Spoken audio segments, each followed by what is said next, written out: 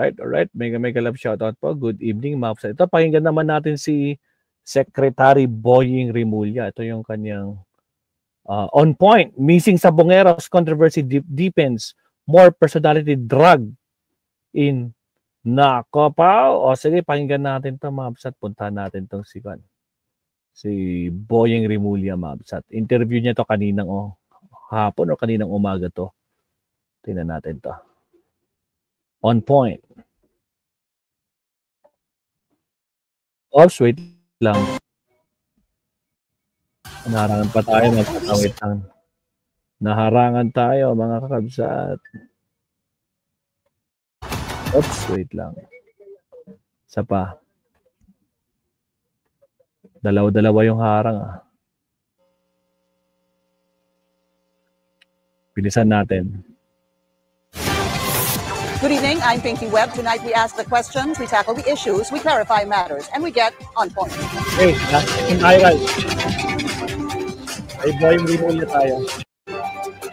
Now, even high-ranking policemen are dragged into the controversy. The whistleblower is under the protective custody of the Philippine National Police while he is applying for the Witness Protection Program. Let's get on point with Justice Secretary Boying Rimulya. Secretary Boying, good evening to you. Welcome to the show, and thank you so much for your time. Sir, let me start with this. Can we find out the status of the application of alias Totoy into the Witness Protection Program? Because as far as we know, it is the PNP that is protecting him at the moment. Yes, he's already under the protective custody of the PNP. Totoy is given the choice on what kind of protection he wants from us.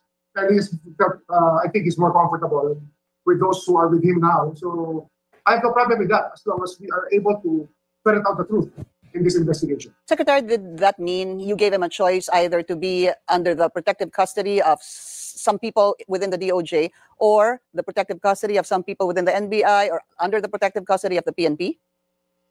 It's under General Torre. It's under the PNP Director General. It's either General Torre or? It is General Torre who is on top of his protection. All right. Doon po siya mas komportable? I think so. Okay. But Secretary, kailan ho siya? Ano yung status ng kanyang application for the Witness Protection Program? Maaari ho bang maipasok na siya sa Witness Protection Program knowing that, from my understanding, he has not formalized his affidavit? We're ready to take him in. Ano lang yan? Yung comfort level ng witness ang mas mahalaga. We do not force people to go into our program if they're already comfortable where they are. The important thing is we can keep him safe and keep him ready to testify. I understand. So, ibig pala sabihin nun, now I get it, sir. Maaaring manatili muna siya kung nasaan siya ngayon and not under the Witness Protection Program because he's more comfortable where he is at present. Okay. Sir, pero itong sa inyong pag-uusap kay alias Toto, I wanted to ask you this because it's really just now that I'm able to speak to you. You know, he implicated Atong Ang, he implicated Gretchen Barreto, he implicated 15 or so policemen. Actually, when I spoke to him, he said there were about 30 people, 20 policemen and 10 civilians. Sir, how credible is his testimony when you were speaking to him? Bakit ho kayo napapaniwala ni alias Totoy? I think it's very credible.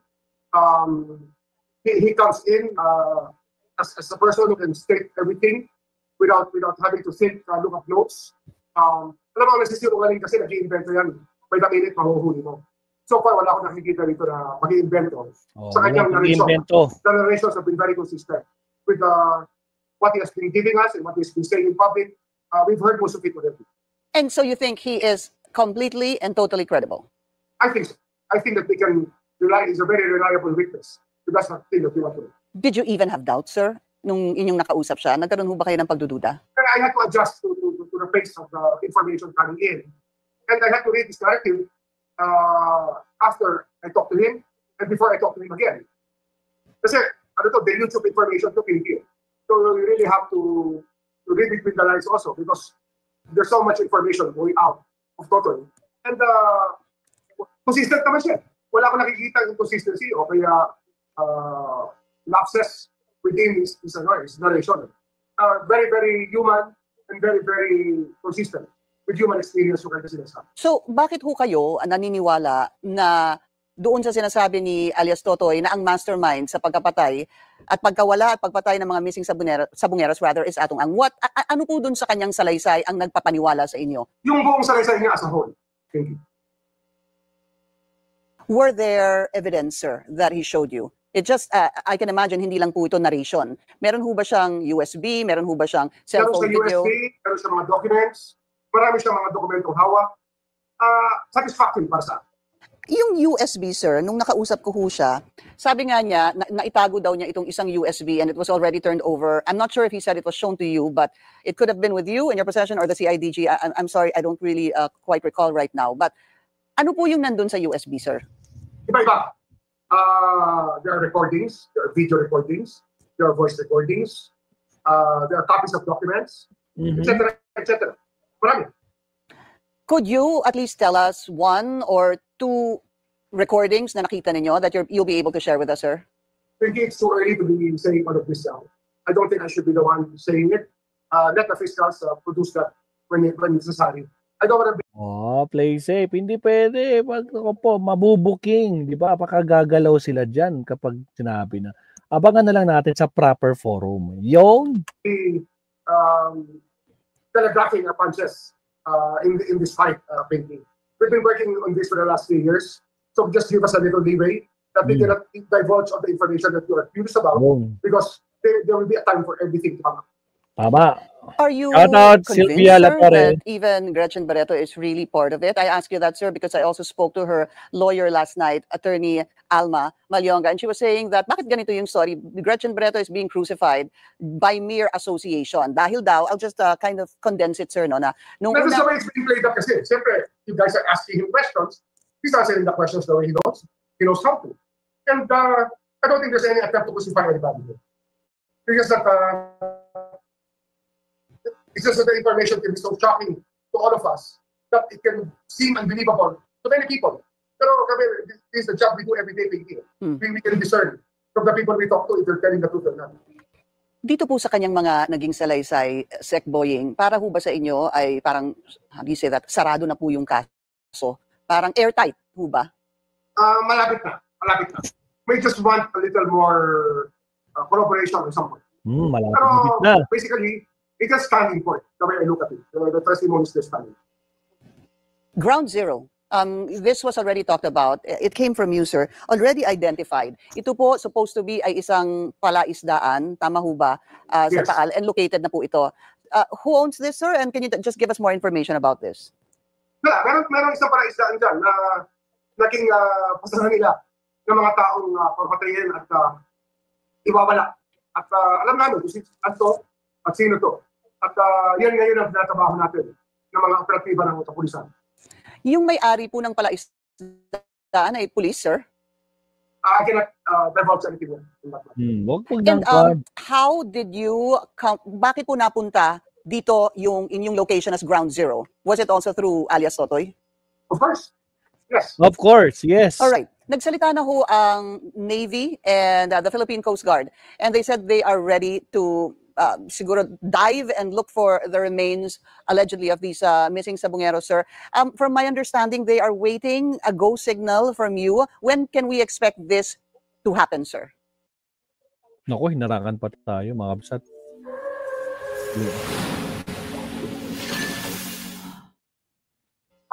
The weather will have to improve from what it is right now.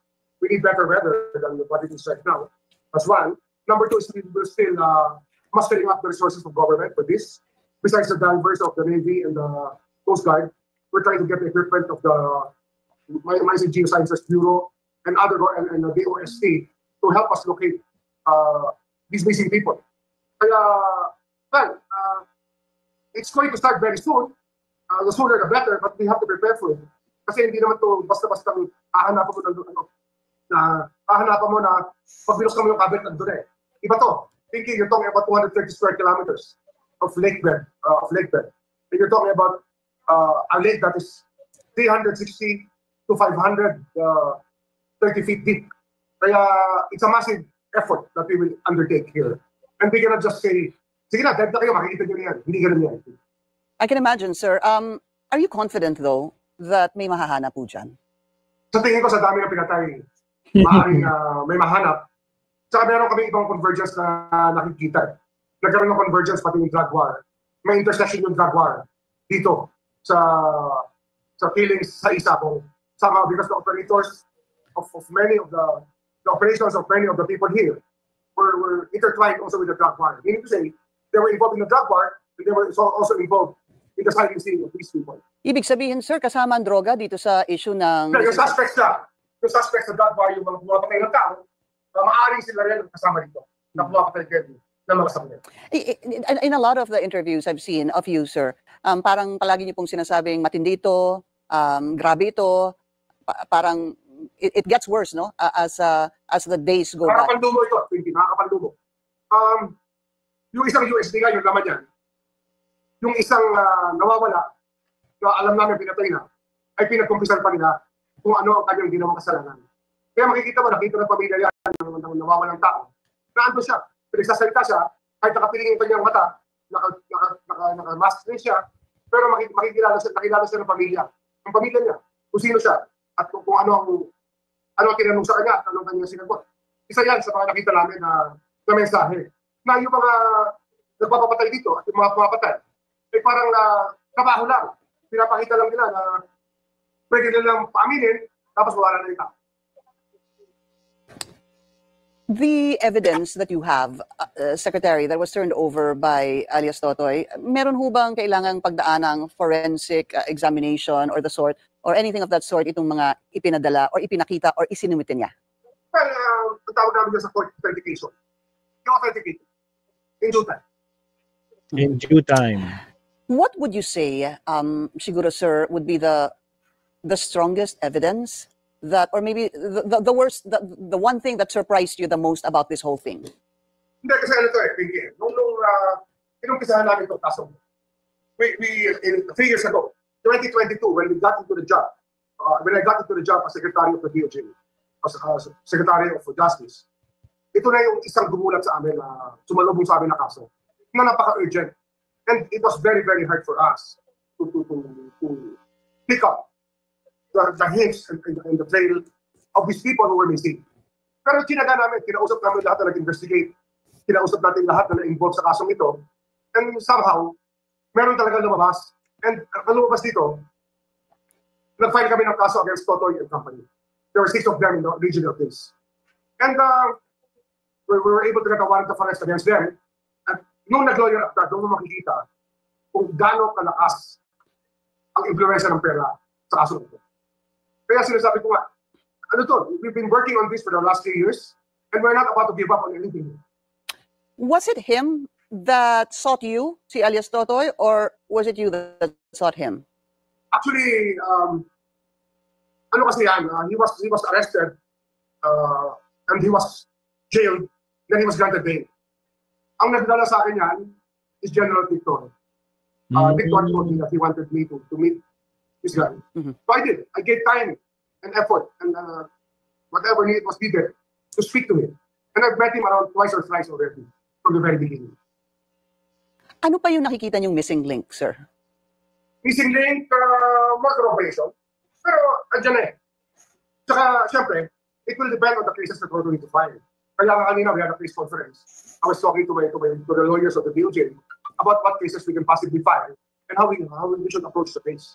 Kasi nga, you have to be creative in cases like this. Hindi na dito pwedeng, yung bikahon ka lang. Dapat dito, malinaw ang isip ko kung paano mo didiskartehan ang paglalatag ng kaso laban sa mga sakit. Here's what I also wanted to find out, sir. Is it possible to file a case if no body is found? Yes. Kasi, example ko sa iyo, kidnapping. Positive na sila kumuha ng tao. Kahit hindi na nahahanap yung tao, positive pa rin nangyari yung kidnapping. Tama. Mayroong CCTV na kinidnap. Under 9851. On international humanitarian law and other crimes. Yan, kasama yan. Enforced disappearance na nga. Kahit walang katawan, alam mo, enforced disappearance. Right. Kaya sabi ko nga, we have to work overtime on different concepts so that we will find the right place to fight for these cases. What is the right cases. What is missing in his affidavit, sir? Kailangan ho bang somebody to corroborate his testimony? Yun ho ba yung missing dun sa kanyang affidavit? It can stand on its own. Pigi, ang mahirap talaga rito. Lawyer up yung mga suspect. They have all the money in the world. They're paying the best lawyers. That is itself increases the challenge. But it does not in any way detract us from our task of proving our case that this happened because of these suspects. Sir, how many members of the PNP are involved here, more or less? Yung 15, yun lang yung identified pa so far. But there may be more. 25 to 30 probably. Policemen. As high as what, sir, yung rango? So far, from PO something to Lieutenant Colonel. Wala pong general. Wala pa so far. Yeah. Wala pa so All far. right. You were also saying that you'd like to talk to the Supreme Court Chief Justice, and I think you were able to do that, but I need to take a very short break. I'll be back with Justice Secretary Boying Remulla. Stay tuned. This is On Point. May break pa. You're watching to the Chief Justice already dahil nung unang-una po, lumabas na po yung sinabi na itong kasong to ay iba dahil pati, parang may sinabi ho kayo na salita na kaya hanggang Korte Suprema. Parang to that effect, sir. You can correct me if I'm wrong. Yung salita na binitawan ng isang suspect. Okay, so you spoke with the Chief Justice, sir. What happened? I sent word and I sent something that for them to look at and to listen to. So you gave them a lead? Ganun ho ba yun? Is that how I understand it? Underneath? Yeah. You gave, pasensya na, Sec, medyo malabo. I sent a digital file to a justice who brought it to the Chief Justice. We will talk around, maybe we can talk around next week. Baka pwede kami mag-usap next week. Pero so far, I'm just keeping them updated about it. Kasi I've been working with them. For the past 3 years, I've been working with the Supreme Court. And we've been very open to each other about how we felt about cases and how things are handled. But Sec Boying, meron na ho naman kasing sinasabi in the past interviews, pati Dongan was saying that may former judge handling judges and prosecutors to settle daw ang cases. So, meron kasi mga ganitong salita. But meron ho bang kaso si Atong Ang currently? Ngayon, malapit na. Pero wala pa. Hindi pa namin napapay. Okay. So, meron ho bang, I guess just to dig deeper, may pangalan ho kayo? This is a question. Meron ho ba kayong pangalan ng huwes na posibleng involved dito? No comment. Okay. All right. So, pero may binigay po kayo kay Chief Justice na dokumento? Yes, digital file. Okay. Digital file. Okay. I was going to say what, but I know you say no comment. All right.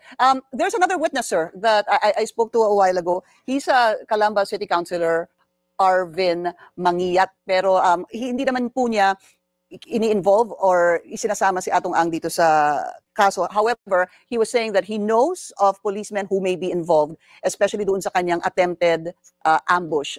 He's supposed to meet with you, sir. Do you know of him? Have you heard about this? Probably.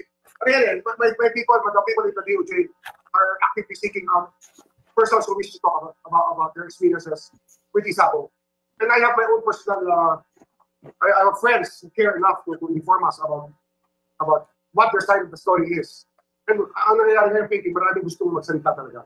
People are starting to open up already about this. Do you feel that you might be coming close to another witness that may be possibly explosive or? Very possible, very possible. Basta we're working hard to keep people attuned into us so that they know that we are not letting anything get into the way of justice here. You know, even alias Sotay was saying na lumabas daw siya ngayon dahil gusto daw ipapatay siya, allegedly, at ang kanyang pamilya. And he said this, sir, because naniniwala siya kay General Torre at kay Secretary Boying Remulla. What is it that changed? Because you had been Secretary of the Justice, no, Justice Secretary since the investigation in 2022. Now it's 2025. Ano ho ba ang nagpalit? Bakit ngayon ay tila malaki ang kanyang tiwala sa iyo? Well, of course, General Torre. Hindi kasi nung umpisa, siya yung hinabol namin. Pinahuli namin si Totoy. Saka nahuli talaga siya. Nakulong siya. Diba? Kaya alam niya na hindi kami nakikipagkompromiso sa kahit anong bagay dito. Alam niya na yan, sa simula pa lang. All right. Secretary, okay. Just two more topics I want to briefly discuss with you. Any update on this government's willingness to assist witnesses dito po sa before the ICC? Do you have a number? What assistance is being given? Has there been talk, sir? Well, tama naman ang mga testigong ito are better handled talaga so that their safety is paramount. Ang mahalaga kasi, yung safety ng mga testigong wag mako-compromise. And that is what is asked of us. Pagka nagkakaproblema sila, they call us to troubleshoot or to help. These are people who complain. It's just, para it's a moral obligation on our part to protect these people who wish to be witnesses. Ilan na ho ang na-assist ng gobyerno? I know personally. Okay. I've met personally. And just one last topic, sir. I have maybe 2 minutes left. So you are Secretary of Justice, but sir, there is a possibility because nandun ho kayo sa listahan ng Ombudsman. posibleng pagpilian para ombudsman. Sir, first of all, sinasabi niyo pinaghirapan niyo po itong kasong to. Paano pag sabihin natin kayo po ang mapili na ombudsman? May iwan ho itong storya ng missing Sabongero, sir. Hindi maiiwan yan. I think that the job of the ombudsman is not incompatible with seeing justice to be done in this case. I can still, I think, be involved in the case one way or the other. And it will just maybe strengthen the cards of the DOJ for this purpose. Sir, why do you want to be ombudsman? You know, I'm the first batch of lawyers. I belong to the first batch of lawyers who started the 1987 Constitution.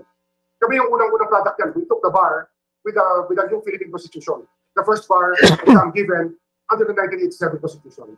And I've always been fascinated by the idea of the ombudsman. For the past 38 years since I graduated, it has always been something fascinating, but a bit disappointing, so to speak. Because I think that it has not been given the treatment that it needs to be able to move this country forward against corruption. That's it. Are you talking about the present ombudsman who is not? No. Okay. The past 38 years. In general. It has to evolve into a more dynamic field. Ilang basa ko.